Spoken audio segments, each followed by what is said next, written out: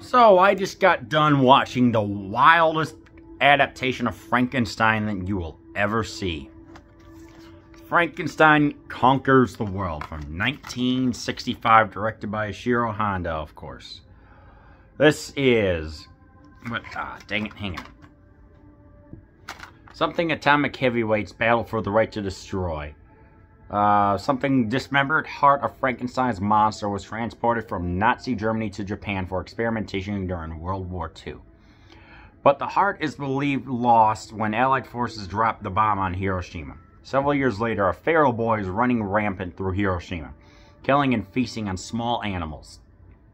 This causes alarm and arouses the curiosity of an American scientist, Dr. Bowen, played by Nick Adams of Rebel with a Cause fame. His assistant, Kumi Mizuno from Matango, who take the boy into their care. Soon the boy is growing at an alarming rate and exhibiting incomparable strength. The scientists only have one explanation. This is the mutated monster of Frankenstein himself. This town isn't big enough for two monsters. The destructive underground dwelling Baragon emerges to do battle with Frankenstein to the death. Known originally as Frankenstein vs. Baragon, this fan-favorite Toho production has been a popular fixture on American television for the past quarter century. Tokyo Shock is proud to bring Frankenstein Conquers the World to the US DVD for the first time. So, how do I feel about this one? Well, we have some interesting characters. Nick Adams plays the American doctor in Japan. And you know what?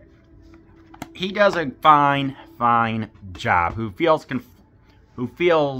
kind of is one-sided towards about how the monster should be dealt with, of if it should be treated as a human being, or if it should be like every other kaiju out there.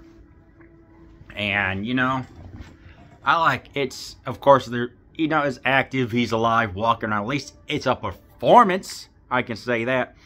He is, of course, dubbed by some Japanese actor, don't know who, I don't think that was ever stated, so, you know what? It's fine. He plays fine. He's got a woman that is kind of plays like the maternal figure towards the monster. And so he does a fine job. You know, it's like, yeah, they got one, it's like they do the best with the material that they're given. And you know what? I gotta commend them. These performances are good. They are good. They are passable. They make the film fine. The real Baragon is a person that got reanimated through like underground earthquakes and volcanoes and stuff like that. He's given a good explanation as to how he's alive. They even talk about reptiles and how it can possibly be done. I like the depth that was given to make Baragon seem alive, dimensional. Yes, a creature that is the antagonist, that destroys stuff, is given some personality and a backstory. I like that. And I like the growth that we see with Frankenstein himself. Toho could not acquire the rights, I guess they could not exactly copy off the James Whale Frankenstein played by Boris Karloff, but they get close enough to where it doesn't look ugly, and he does look feral. So props to the team for that, you know. And the actor who played him didn't played a couple movies in the 60s, came back recently in 2020s. I checked the IMDb. He's the star of the show, and you feel for him. It's like he's got an immortal heart, and the acting is done without any words. Just the emotions, the mouth, just like mouthing words. It's like a mime, almost, and you feel for him. He's just trying to survive. Won't harm any humans. He'll throw a tree at like a bird to try and get food. Whoop-de-doo. That's what any creature would do, you know? He steals the show. It's like Boris Karloff's Frankenstein's monster. But now we've got this Frankenstein monster, which is actually a Kaijin, K-A-I-J-I-N, which is a humanoid, strange monster. A humanoid-ish, like, giant monster. That was interesting. And we get to see, you know, some decent... We get to see some good dialogue about one abandoning, like, keeping their principles with... if the test subject should be running around, like, how they feel birthright, like, should it be a monster, should it be a man. Stuff kind of explored in the novel, but done in then contemporary Japan, so that was interesting. You know, it's just... that stuff is good. However, the pacing towards the end, it's just... once it gets to the second half, it's just... you're waiting for the monsters to fight. And it just... it takes a while to get going, because first 45 minutes, you care about the monster. You care about him because, again, backing off of Boris Karloff, he does a good job. But then he goes into hiding and they try and find out if he's, like, the one causing all the destruction when it's really Baragon. It just... I don't know. It just falls off a cliff and it just gets not good slow. It's bad slow. It's, yeah, kind of the same problem that happened with Matango, but this stuff, it's just not interesting.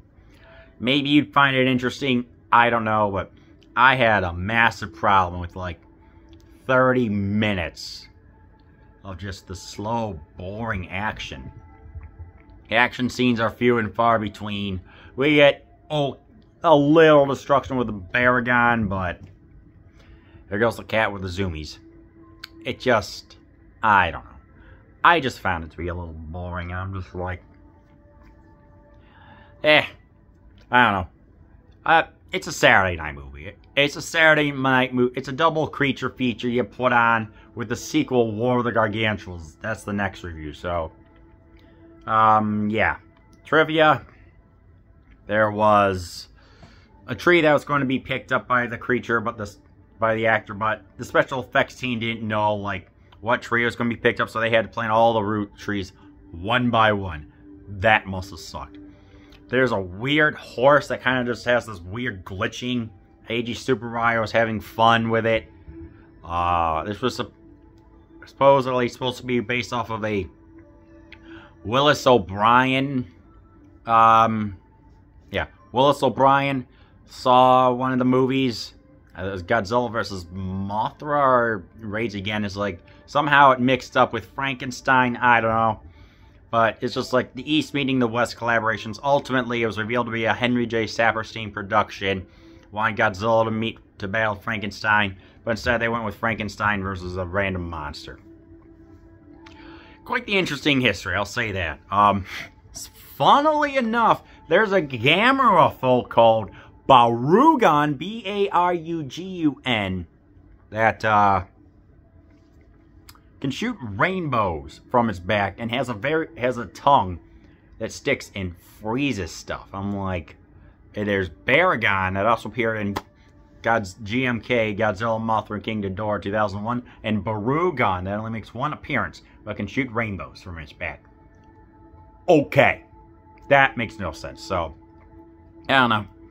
If you want to see good performances, you want to see a sympathetic monster, you want to see a fight that doesn't deliver, but you get to see some decent strength right here.